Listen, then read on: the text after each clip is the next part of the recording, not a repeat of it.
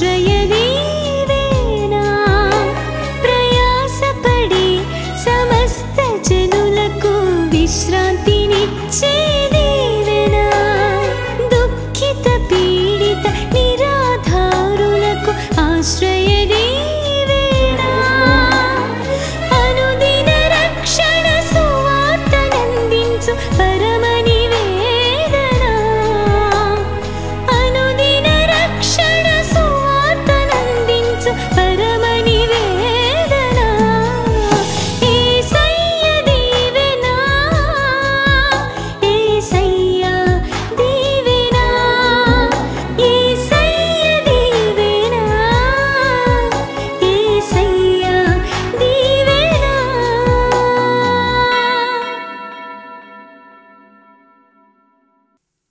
క్రీస్తునందు ప్రియ దేవుని బిడ్డలారా, మన ప్రభు అయిన యేసుక్రీస్తు నామమున మరొకసారి మీకందరికీ నా హృదయపూర్వకమైన వందనాలు తెలియజేస్తున్నాను.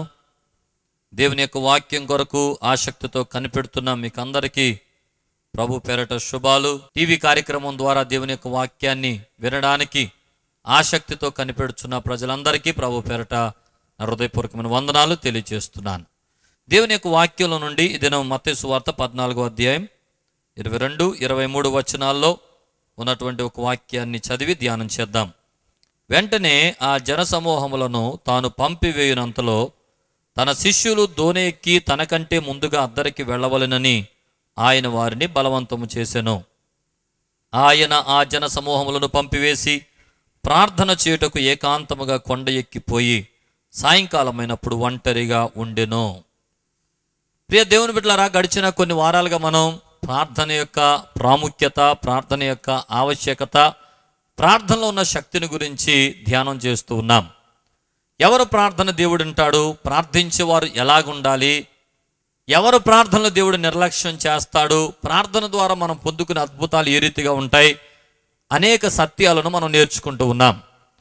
ఈ రోజున కూడా ప్రార్థించే వారిలో నేర్చుకోవలసిన ఒక ప్రాముఖ్యమైన ప్రార్థనా జీవితం ఈ రోజున పరిశుద్ధాత్మ దేవుడు మనకు నేర్పిస్తున్నటువంటి చక్కటి మాటలు ఇప్పుడు మనం చదివాం. మనకు అన్నిటికీ మాదిరి ఒక్కడే, యేసు ప్రభువే. నీవు భక్తిని నేర్చుకోవాలన్నా యేసు ప్రభువే, పరిశుద్ధత నేర్చుకోవాలన్నా యేసు ప్రభువే, ప్రార్థన నేర్చుకోవాలన్నా యేసు ప్రభువే. అన్నిటికీ యేసు ప్రభు వారే మాదిరి. ఒక ప్రేమ, ఒక క్షమాపణ, ఏమండి ఏది నేర్చుకోవాలన్నా యేసు ప్రభువే. కనుక ప్రార్థనా జీవితంలో కూడా యేసు ప్రభువును చూస్తే అనేక విషయాలు మనం నేర్చుకోవచ్చు. అందులో యేసు ప్రభు వారు చూపించిన ప్రార్థనా జీవితంలో ఇప్పుడు మనం చదివిన మాట ఏకాంతముగా చేసిన ప్రార్థన ఇక్కడ కనపడుతుంది. ఏకాంత ప్రార్థన జీవితం.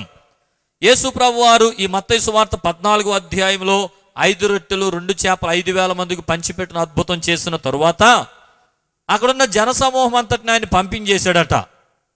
పంపించి వేశాడనే మాట మామూలుగా లేదు, బలవంతం చేశాడట. వెళ్ళిపోండి, చాలు వెళ్ళిపోండి అని. వీరందరినీ కూడా అవతలకు పంపించేసి సాయంకాలం అయినప్పుడు యేసు ప్రభు వారు ఆయన కొండ ఎక్కి ఏకాంతముగా తండ్రితో మరి ఆయన సంభాషణ చేస్తూ ఉన్నాడు. ఏకాంతంగా తండ్రితో గడుపుతున్నాడు. ఏకాంతంగా దేవునితో సహవాసం చేస్తున్నాడు. ఏకాంత ప్రార్థన ఎన్నో అద్భుతమైనటువంటి కార్యాలకు అది దారి చూపించేది. యేసు ప్రభు యొక్క పరిచర్యలో మత్తయి సువార్త 4వ అధ్యాయంలోనే ఆయన అసలు పరిచర్య ప్రారంభించక ముందే చేసిన ఒక బలమైన ప్రార్థన, అపవాది చేత శోధించబడుటకు అరణ్యమునకు కొనిపోబడి అక్కడ కొండ ఎక్కి 40 దినాలు ఉపవాసం ఉండి ప్రార్థించి దేవుని శక్తిని పొందుకుని అపవాదిని ఓడించి కిందకు దిగొచ్చి ఆ తర్వాత రాజ్య సువార్తను ప్రకటించడం ప్రారంభించాడు.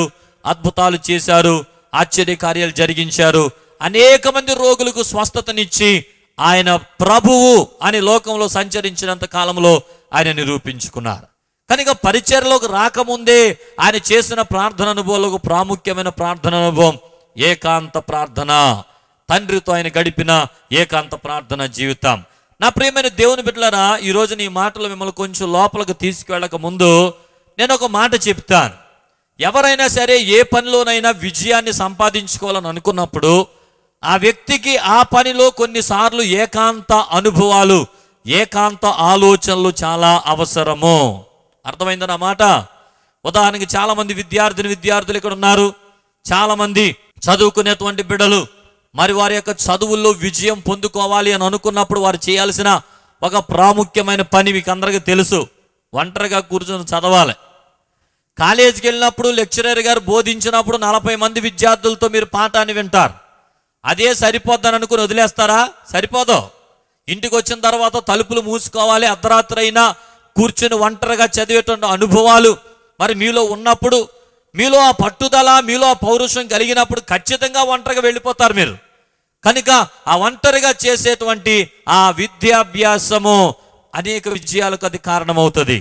ఒంటరిగా చేసేటువంటి ఆ సాధన అనేక విజయాలకు మీకు అదొక గొప్ప దారిగా నిలబడుతుంది. అవును దేవుని బిడ్డలారా, ఇలా ఏ పనిలో చూసుకున్నా, ఉద్యోగంలో ఉద్యోగి ఇంకా ఉన్నతమైన కార్యాలు చేయాలని అనుకున్నప్పుడు ఒంటరిగా కూర్చొని ప్లాన్ చేసుకోవాలా. చక్కటి ఆలోచనలు వస్తాయి కదండి. ఒక ఆటగాడు టీంలో చేరాలి, ఆ టీం ద్వారా మంచి పేరు తేవాలంటే మొదట టీం వర్క్గా అతను గెలవడం అనేది తర్వాత సంగతి. మొదట అతడు వ్యక్తిగతంగా ఒక ఆటగాడుని ప్రూవ్ చేసుకోవాలి. ఫస్ట్ వ్యక్తిగతంగా అతడు ఆటగాడుని ప్రూవ్ చేసుకున్నప్పుడే అతను టీంలోకి తీసుకుంటారు, లేకపోతే టీంలోకి తీసుకోరు. అలాగే ఒక క్వైర్లోనో గ్రూప్లోనో పాట పాడాలి అని అనుకున్నప్పుడు మొదట ఆడిషన్స్ పెడతారు. ఒంటరిగా నువ్వు కొంచెం గాయకుడువో గాయకురాలుగా మొదట నువ్వు గుర్తించుకోగలిగితే అప్పుడు నిన్ను గుంపులో కూడా పాటలు పాడడానికి తీసుకుంటారు. లేకపోతే నువ్వు దేంట్లోనూ కూడా పనికిరావు. మొట్టమొదట మనలను మనము ప్రూవ్ చేసుకోవాలి ఏ పనిలోనైనా ఈ లోకంలో ఉన్నప్పుడు. ఒంటరిగా నీకు తలాంతులు ఉండాలి, ఒంటరిగా నీకు స్కిల్స్ ఉండాలి, ఒంటరిగా నువ్వు జ్ఞానివై ఉండాలి, ఒంటరిగా నువ్వు సమర్థుడివై ఉండాలి. అప్పుడు ఇంకొక గుంపులోనుకో ఒక టీంలోనుకో నువ్వు పిలువబడతావు. అలాగే ఒక్కసారి ఆధ్యాత్మికంగా మనం నేర్చుకుంటున్న ఏకాంతపు ప్రార్థన అనుభవంలో కూడా దేవుని శక్తిని పొందడానికి, దేవుని బలాన్ని పొందడానికి చాలామంది ఒంటరి ప్రార్థనలకు సమయాన్ని కేటాయించరు. ఏకాంతపుగా నువ్వు దేవునితో గడిపే అనుభవాలు నీకు కరువైతే ఆధ్యాత్మికంగా నువ్వు ఒంటరిగా పోరాడే సమయంలో గెలవలేవు సోదరుడా. చాలామంది సంఘం మీద బేస్ అయిపోతారు. మా సంఘం ఎంత ప్రార్థనాపరులైన సంఘం, మా పాస్టర్ గారు ప్రార్థన చేస్తే చాలా అద్భుతాలు జరిగిపోతాయి. అలాంటి సంఘంలో ఉన్నందుకు నీవు ధన్యుడివే. అయితే నేను చెప్తున్న మాట ఏంటంటే, సంఘ ప్రార్థన సంఘానికి బలం. సంఘంలోకి వచ్చినప్పుడు ప్రార్థించినప్పుడు సంఘ ప్రార్థన ద్వారా నీ జీవితంలో అద్భుతాలు జరుగుతాయి. నీకే కాదు అనేక మందికి అద్భుతాలు జరుగుతాయి. నీ పట్టణానికి కూడా అద్భుతాలు జరుగుతాయి. నువ్వు సంఘంలో ఉన్నంత వరకు ఆ శక్తిని పొందుకోగలవు. అలాగే నా కుటుంబం చాలా ప్రార్థించే కుటుంబం అండి, నా తల్లిదండ్రులు కన్నీటి ప్రార్థనా పరులండి, మంచిదే అంతవరకు. నీ కుటుంబంలో ఉన్నంత వరకు వారి ప్రార్థనల ద్వారా నీ కుటుంబంలో అద్భుతాలు జరుగుతాయి, నీ జీవితంలో అద్భుతాలు జరుగుతాయి, నీ కుటుంబం ద్వారా చుట్టుపక్కల వాళ్ళు కూడా అద్భుతాలు జరుగుతాయి. అయితే వారి మధ్య సహవాసం చేసినంత వరకు అంత చక్కటి బెనిఫిట్ ఉంది, చాలా మంచిది. అయితే ఒక మాట నేను అడుగుతున్నాను, ఈ సంఘములో నీవు ప్రార్థనాపరుడిగా ఇంత చక్కటి సంఘాన్ని కలిగి ఉన్నాను అని చెప్పి సంతోషిస్తున్నా నీవు ఒక దినాన సంఘాన్ని వదిలిపెట్టి ఒంటరిగా ఎక్కడికైనా వెళ్లాల్సిన పరిస్థితి నీకు వస్తే, అది ఉద్యోగమో, అది పరిస్థితిలో, వివాహం జరిగో, ఇంకో రకంగానో, ఇలాంటి ప్రార్థించే సంఘము లేని స్థలానికి నీవు వెళ్లాల్సిన పరిస్థితి వస్తే, ఏమండి ప్రార్థించే కుటుంబము లేని పరిస్థితికి నీ కుటుంబంలో నుండి నువ్వు ఒంటరిగా వెళ్లాల్సి వస్తే, ఒంటరిగా నీవు జీవించాల్సి వచ్చినప్పుడు నీవు అన్నిటినీ జయించగలిగిన శక్తిమంతుడిగా నువ్వు ఉన్నావా లేదా అది ఆలోచన చేయాలి. సంఘంలో ఉన్నంత వరకు రైట్, అందరూ ప్రార్థనా పరులు, అందరూ ప్రార్థన నీకు ధైర్యం ఇచ్చేస్తుంది. నువ్వు ఒంటరిగా ఉన్నప్పుడు నువ్వు జయించగలిగే శక్తిమంతుడిగా ఉంటున్నావా? ఎందుకు ఈ మాటలు చెప్తున్నానంటే, ఏమండి ప్రతి విశ్వాసి పోరాటంలో ఉన్నాడు, అది గుర్తుపెట్టుకోవాలి. ఎఫెసీయులకు రాసిన పత్రిక 6వ అధ్యాయము 12వ వచనం చెప్తాడు, మనం పోరాడునది శరీరాలతో కాదు. శరీరాలతో పోరాటం అయితే శరీరంగా కండలు పెంచుకుంటే చాలు, అవతల వ్యక్తిని ఎలాగైనా మనం కొట్టేయచ్చు. కానీ ఇక్కడ పోరాటం ఆత్మీయమైన పోరాటం. ఈ ఆత్మ సంబంధమైన పోరాటంలో ఆకాశ మండలమందున దురాత్మ సమూహాలతో నువ్వు పోరాడుతున్నావు. కనుక నువ్వు ఎక్కడికి వెళ్ళినా దురాత్మ సమూహాలు నీతో ఉంటాయి, చీకటి శక్తులు నిన్ను వెంబడిస్తాయి, నిన్ను నాశనము చేయాలని, నిన్ను పాడు చేయాలని, నిన్ను దుఃఖముతో నింపాలని సాతానుడు వాడి ప్రణాళికలు వాడు వేసుకుంటానే ఉంటాడు. అయితే ఒంటరిగా వేరే స్థలానికి వెళ్లాల్సి వచ్చిన పరిస్థితుల్లో వాటిని ఎదిరించడానికి నీవు ఒంటరిగా శక్తిమంతుడిగా ఉన్నావా లేదా? భక్తుడైన దావీదు 23వ కీర్తనలో చెప్తాడు, గాఢాంధకారపు లోయలోనికి నేను సంచరించినాను, ఏ అపాయమునకు నేను భయపడను. ఎందుకు భయపడ్డావు? దావీదు దేవునితో, దేవుడు దావీదుతో అన్న అనుభవాన్ని దావీదు సంపాదించుకున్నాడు. ఏకాంతముగా దేవునితో మాట్లాడాడు, ఏకాంతముగా దైవశక్తిని పొందుకున్నాడు, ఏకాంతముగా నీతిని నేర్చుకున్నాడు, ఏకాంతముగా దేవుని స్వారూప్యాన్ని అలవాటు చేసుకున్నాడు. గనుక దావీదు అంటున్నాడు, నేను ఎక్కడికి వెళ్ళినా సరే సుఖంగా ఉంటాను. ఎక్కడికి వెళ్ళినా సంతోషంగా ఉంటాను. గాఢాంధకారపు లోయలోనికి వెళ్ళిపోయినా నేను సంతోషంగా ఉంటాను, నాతో ప్రభు ఉంటాడు. ఈరోజు నీ నిశ్చయత నీకుందా? ఈరోజు నీ నిశ్చయత నువ్వు కలిగి ఉన్నావా సోదరుడా? ఈ టీవీ కార్యక్రమం ద్వారా ఈ మాటలు వింటున్న ప్రియ సోదరి సోదరులారా, ఈ నిశ్చయత మీకుందా? దేవుడు మిమ్మల్ని దీవించి ఆశీర్వదించి ఎక్కడికైనా విదేశాలకు తీసుకువెళ్తే, వేరే స్థలాలకు నడిపిస్తుంటే, వివాహమై ఇంకొక స్థలానికి వెళ్లాల్సి వస్తే, నువ్వు ఒక ఆధ్యాత్మిక శక్తిమంతుడుగా నువ్వు ఇక్కడ నుండి అక్కడికి వెళుతున్నావా? అలా వెళ్ళగలిగితే ఎక్కడికి వెళ్ళిన విజయం నీదే, ఎక్కడికి వెళ్ళిన విజయం నీదే. అందుకొరకు నువ్వు చేయాల్సిన పని ఏంటంటే, ఒంటరిగా దేవునితో గడిపే సమయాలను నువ్వు పెంచుకోగలగాలి. యేసు ప్రభు వారి పరిచర్యలు ఏకాంతముగా చేసిన ప్రార్థన, ఏకాంతముగా తండ్రితో గడిపిన అనుభవాలు, ఆయన ఒక శక్తి కలిగినటువంటి వ్యక్తిగా ఆయన భూమి మీద అద్భుతాలు చేయడానికి అవి మార్గాలుగా నిలబడ్డాయి. దేవుని పిల్లారా, చాలా మంది ఒంటరిగా ప్రార్థన చేయడానికి చాలా సాకులు చెప్తారు. మాకు కుదరదండి, మా ఇంట్లో చాలా మంది అడ్డుగా ఉంటారండి, మాకు ఫ్రెండ్ సర్కిల్ ఎక్కువ అండి, ఆ ఫ్రెండ్స్ వచ్చారండి ఇక ప్రార్థన చేసుకుంటే అవకాశం ఉండదండి. లేకపోతే ఇంకొక మాట ప్రార్థనని ఒంటరిగా గడపడానికి ఏదేదో సాకులు చెప్తావు. ఇక్కడ యేసు ప్రభు వారు చేసిన ఒంటరి ప్రార్థనలో ఆయనకు కూడా ప్రజలు ఆటంకంగా వచ్చారు. ఈ 14వ అధ్యాయము 22వ వచనం చదువుతున్నప్పుడు యేసు ప్రభు వారు ఆ జన సమూహములను వెళ్ళిపోమని బలవంతం చేశాడట. బలవంతంగా పంపించేశాడు. ఆయన వెళ్ళిపోండి, మీరు అవతలకి వెళ్ళిపోండి, మీరు ఆ పక్కనుంటే నేను వస్తాను మీ దగ్గరికి. కనుక ప్రార్థన చేయడానికి సాకులు చెప్పడం కాదు, నీకున్న ఆటంకాలను నువ్వే జయించాలి, నీకున్న ఆటంకాలు నువ్వే పక్కన పెట్టాలి. ప్రజలొడ్డైనా, రక్త సంబంధికులొడ్డైనా, కుటుంబ సభ్యులొడ్డైనా, నీ చదువు అడ్డైనా, నీ ఉద్యోగం అడ్డైనా, ఏది ఆటంకంగా నీకు నిలబడుతున్నా ఆటంకాలను జయించి దేవునితో గడపడానికి ఆటంకాలు సాకులుగా చెప్పకూడదు. తండ్రితో గడపడానికి నాకు అది ఆటంకంగా ఉందండి, ఇది ఆటంకం ఉంది, ఆ మాట చెప్తారేటండి. తండ్రితో గడపడానికి, మన దేవాది దేవునితో గడపడానికి ఇహ సంబంధమైన ఏ కార్యం కూడా మనకు అడ్డు అని చెప్పడానికి వీల్లేదు. తుదకు ప్రభు యొక్క శక్తిని బట్టి బలవంతుల యుండు అంటాడు. ఎఫెసీ 6:10 12 నుండి మాటలు చెప్తా పై మాటలు నేర్పించిన మాట. ఏమంటే ఆకాశ మండలం అందరూ దురాత్మ సమూహాలతో మీరు పోరాడుతున్నారు కనుక మీరు శక్తివంతులగినట్లు తుదకు ప్రభు యొక్క శక్తిని బట్టి మీరు బలవంతులై ఉండండి. అలా బలవంతులుగా ఉండడానికి మనం చేయాల్సిన పని ఏకాంతముగా దేవునితో చక్కటి సంబంధాన్ని నెలకొల్పుకోవాలి. కనుక ఏకాంత ప్రార్థన అనేది మన జీవితంలో దేవుని శక్తిని, దేవుని బలాన్ని కనపరిచేది కనుక ఈ రోజు నుండి అలవాటు చేసుకోండి. ఎంతవరకు అలవాటు లేకపోతే సమయాన్ని కేటాయించేసుకోండి. ఇంటికి వెళ్ళండి, తలుపులు వేసేయండి, ఇంకెవరు ఆటంకంగా ఉన్న ఆటంకాలన్నీ తప్పించుకోండి. ఈ రోజున దేవుని బిడ్డలారా మీకు అందరికీ తెలియజేస్తున్నాను, ఒకవేళ మా ఇంట్లో ఆటంకం అని మీరు చెప్తుంటే మీకు ఒక మాట చెప్తున్నాను, మీకు ఆటంకం ఇంట్లో ఆటంకం అయితే ఇక్కడికి వచ్చేయండి, మందిరానికి వచ్చేయండి. ఇక్కడ తాళం అడగండి, మందిరం తాళం ఇస్తాం. ఈ మందిరంలో కూర్చోండి. ఒంటరిగా ఎంతసేపు మీరు పెనుగులాడాలనుకుంటే అంతసేపు ప్రార్థన చేయండి. మీ స్థలాలకు వెళ్ళండి. ఏ మందిరానికి వెళుతున్నారో ఆ మందిరానికి వెళ్ళి అక్కడ దైవజనులను మందిరంలో కూర్చుని ప్రార్థన చేసుకుంటాను అడగండి. ఒంటరిగా దేవునితో గడపండి. పరలోక శక్తిని పొందుకోగలుగుతాం, దేవుని శక్తిని పొందుకోగలుగుతాం. మీకు అర్థం కాని కూడా అర్థం అవుతాయి. ఈరోజు నీ మాటలు తెలియజేస్తూ ఎవరు యేసు ప్రభు దగ్గర ఒంటరిగా ఉన్నా, యేసు ప్రభు ఒంటరిగా ఎవరిని కలిసినా వారి జీవితాలు అద్భుతాలు జరిగినాయి. కొన్ని విషయాలు నేను మీకు ఈ రోజున మీకు జ్ఞాపకం చేస్తాను. ఒంటరి జీవితంలో పొందుకోగలిగే కొన్ని అద్భుతాలు, చూడగలిగే కొన్ని ఆశ్చర్య కార్యాలు త్వరగా మీకు జ్ఞాపకం చేస్తాను. ఏమంటే మొదటిది, ఒంటరి అనుభవంలో మన ప్రశ్నలకు సమాధానం దొరుకుతుంది. ఒంటరి అనుభవంలో మనకున్న అనుమానాలు తీర్చబడతాయి. దేవుని బిడ్డలారా, ఎవరి ద్వారా ఒక సమస్య వచ్చింది అనుకోండి, ఆ సమస్య అసలు ఎందుకు వచ్చిందో ఏంటో కొన్ని అనుమానాలు ఉన్నప్పుడు మొదట వెళ్ళి ఆ వ్యక్తిని కలవాలి, ఆ వ్యక్తితో మాట్లాడాలి. ఎందుకు ఈ పరిస్థితులు ఏర్పడ్డాయో ఒంటరిగా కలుసుకుంటే మనసులో విప్పబడతాయి, అనుమానాలు తీర్చబడతాయి. ఈరోజు నీ మాట చెప్తున్నా, నేను వాక్యంలోనికి వస్తున్నాను. నీకు ఆధ్యాత్మికంగా ఏదైనా అనుమానం ఉంటే, వాక్యంలో ఏదైనా సందేహాలుంటే, దేవుని గురించి ఏదైనా అనుమానాలుంటే, దేవుని గురించిన అనుమానాలు తీర్చగలిగిన మనుషులు ఎవరు లేరు ఇక్కడ. దేవుని గురించిన అనుమానాలు ఉన్నా, వాక్యంలో ఏదైనా అనుమానం ఉన్నా దేవుని దగ్గరికి వచ్చేయడమే. ప్రభు దగ్గరికి వచ్చేస్తే, మోకరిస్తే, ప్రభుతో ఒంటరిగా గడిపితే ప్రశ్నలన్నిటికీ సమాధానాలు దొరుకుతాయి. చాలామంది బైబిల్లో చదువుతా చాలా అనుమానాలు లోపల పెట్టుకుని, ఏమంటే ఇంత అనుమానాలతో దేవునికి దూరం అయిపోయే వాళ్ళు ఉంటారు చాలామంది. లేకపోతే ఈ అనుమానం తీర్చుకోవడానికి ఎవరినో ఒక మనిషిని అడుగుతారు, ఆయన ఏమో సరి అయిన సమాధానం చెప్పడు, మనుషులను తృప్తిపరచాలి కదా అని చెప్పి ఏదో ఒక సమాధానం చెప్పేసి వదిలేస్తే ఆ సమాధానం ద్వారా వీళ్ళు తృప్తి పడరు. ఆ తృప్తి పడకపోవటం వలన వీళ్ళు ఏం చేస్తారంటే దేవునికి దూరం అయిపోతూ ఉంటారు. నేను చెప్తున్నాను ఒక మాట, మీకు ఏ సందేహం ఉన్నా సరే ప్రభు దగ్గరికి రండి. వాక్యమే దేవుడై ఉండెను, దేవుడే ఈ మాటలు రాయించింది. దేవుని దగ్గరే సమాధానం ఉంది. మీరు మోకరించండి, ఒంటరిగా కూర్చోండి, మోకాళ్ళ మీద దేవుని వాక్యాన్ని పట్టుకోండి. ఇదిగో వాక్యాన్ని ధ్యానిస్తున్నప్పుడు మీకు కలిగే ఏ ప్రశ్నకైనా సమాధానం పొందుకోగలుగుతారు. దేవుని వాక్యాన్ని నేర్చుకోవడానికి చిన్నప్పటి నుండి నేను కూడా నేర్చుకున్న ఆయుధం ఇదే. ఏమంటే మోకాళ్ళ మీద ఉండి దేవుని యొక్క వాక్యాన్ని ధ్యానం చేస్తే అనేక విషయాలు దేవుడు నాకు నేర్పించాడు. నాకున్న అనుమానాలు దేవుని దగ్గర అడిగాను, దేవుని దగ్గరే సమాధానం పొందాను.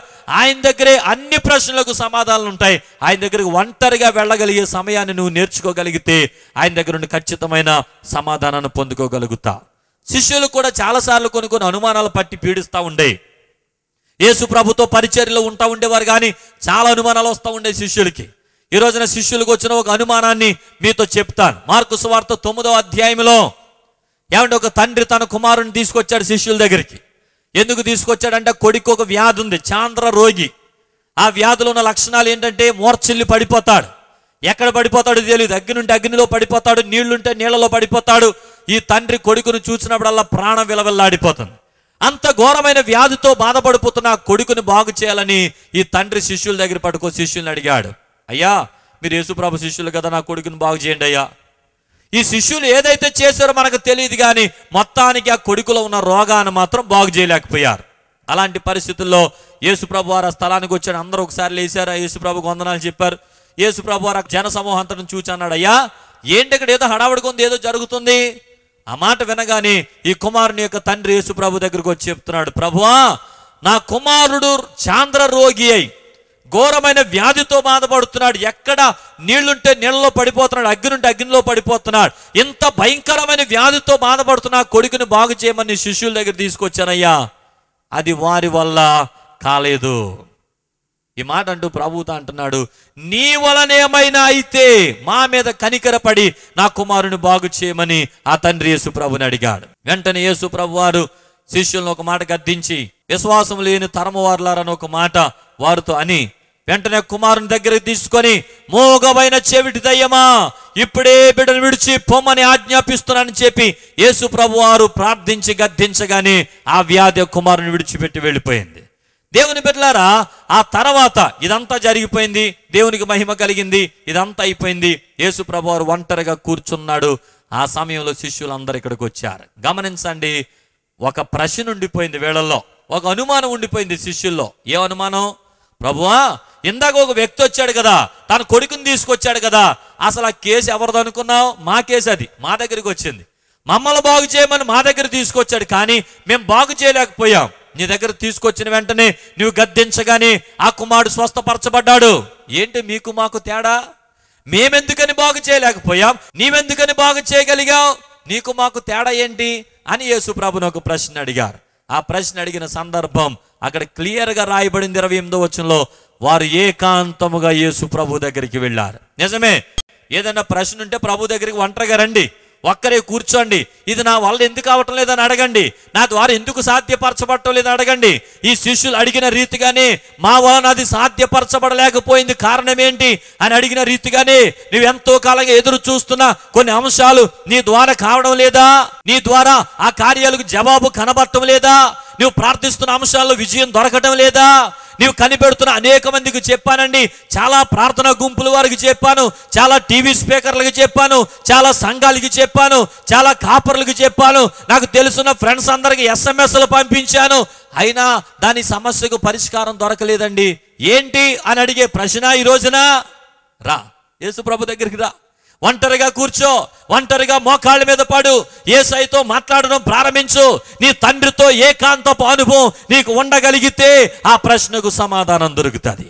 యేసు ప్రభు వారు వెంటనే శిష్యులతో చెప్పాడు ఒక మాట, ప్రార్థన వలననే గాని మరి దేని వలనైనను ఈ విధమైనది వదిలిపోవుట అసాధ్యము. ప్రార్థన చేయండి అయ్యా, ఊరికి ఇప్పుడే గద్దిస్తున్నాను బంధిస్తున్నానంటే కుదరదు. మొదట మీరు ప్రార్థనా పరులుగా ప్రూవ్ అవ్వండి. మొదటిగా మిమ్మల్ని మీరు దానికి సిద్ధపరచుకోండి. మీరు శక్తిమంతులుగా మార్చబడండి. మీరు ప్రార్థన ద్వారా తండ్రితో ఉన్న శక్తిని సంపాదించుకోగలిగితే మీరు ఏది అడిగినా ఆయన చేయడానికి సిద్ధంగా ఉన్నాడు. ఆ శక్తిని పొందుకున్నావా సోదరి?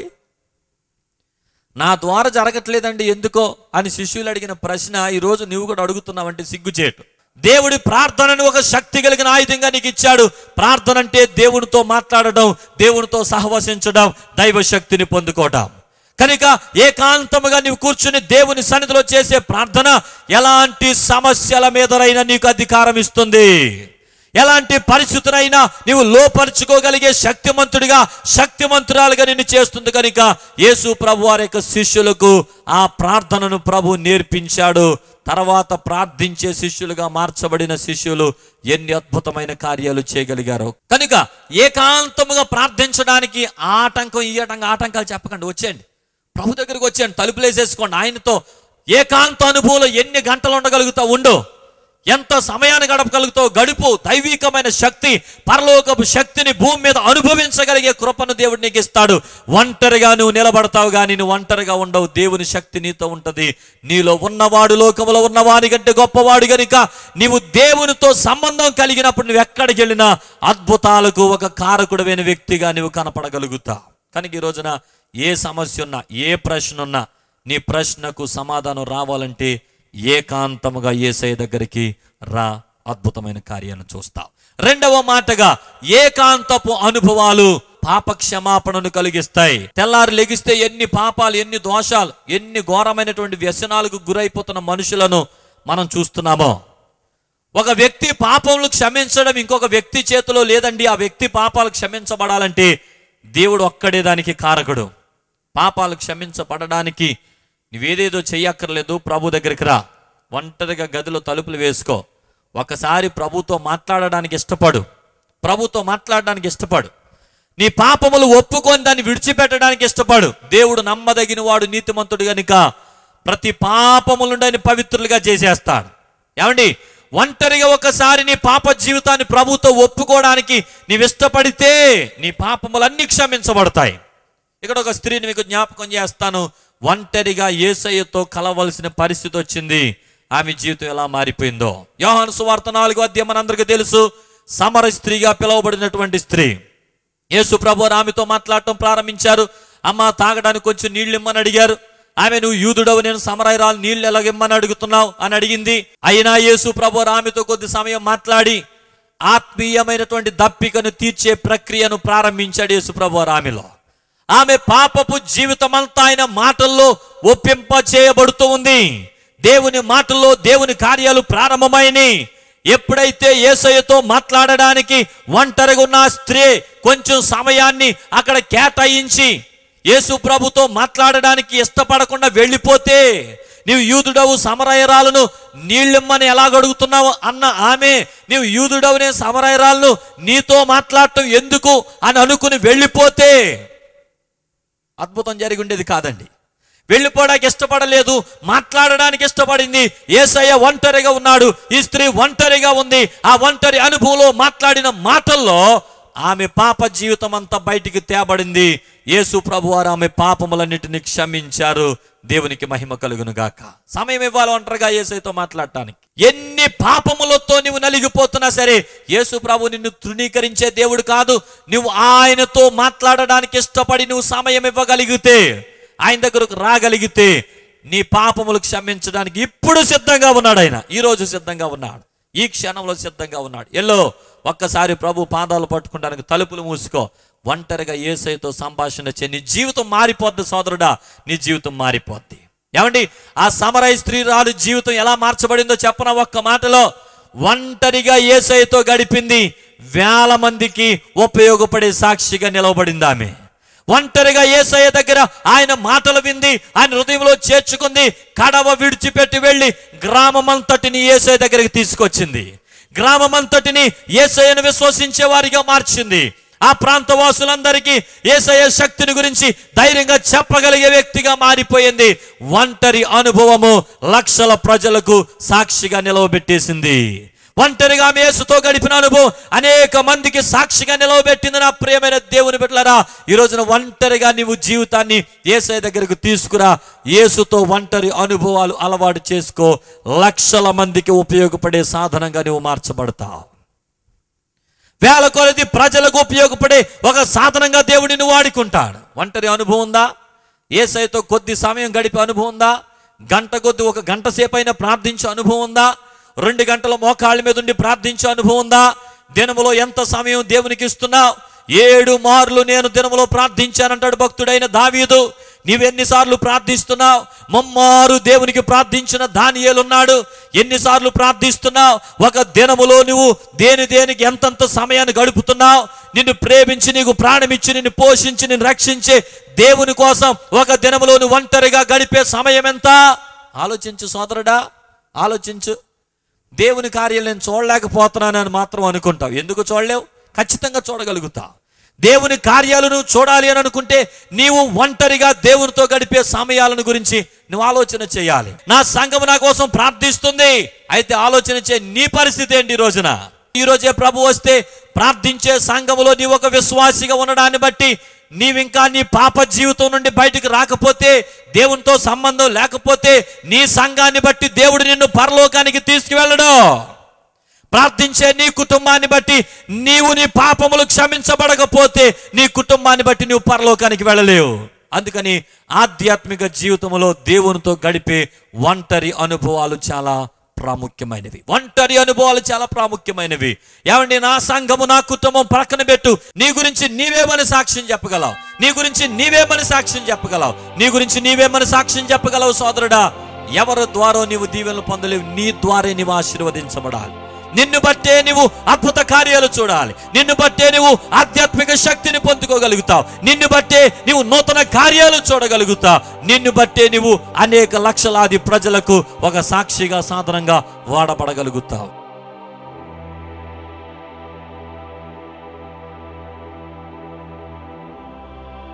తండ్రి, నీకు స్తోత్రాలు. ఈ ప్రత్యేక సమయంలో మీరు మాట్లాడించిన ప్రతి మాటను బట్టి నేను స్తుతిస్తున్నాను. ఎంతమంది ఈరోజు నీ మాటలు విన్నారు తండ్రి? ఇదిగో మా సంఘాన్ని బట్టి కాదు, మా కుటుంబాన్ని బట్టి కాదు, మాకు కలిగిన రక్త సంబంధులను బట్టి కాదు, మాకు కలిగిన పితరులైన అనేక మంది దైవ సేవకులను బట్టి కాదు, కానీ మేము నీ ఎదుట ఒక నిజమైన సాక్షులుగా జీవించాలని నువ్వు కోరుతున్నావు.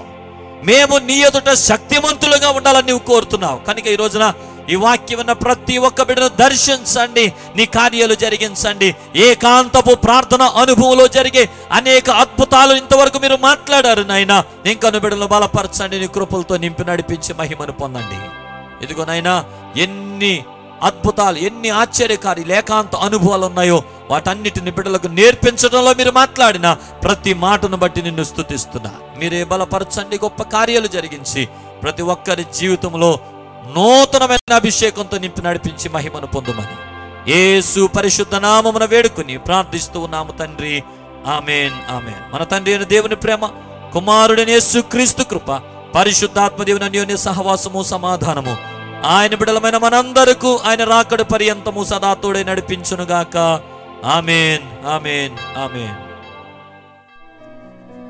మా చిరునామా పాస్టర్ ఎం జ్యోతిరాజు, శాంతినగర్, ఏలూరు 534007, పశ్చిమ గోదావరి జిల్లా, ఆంధ్రప్రదేశ్.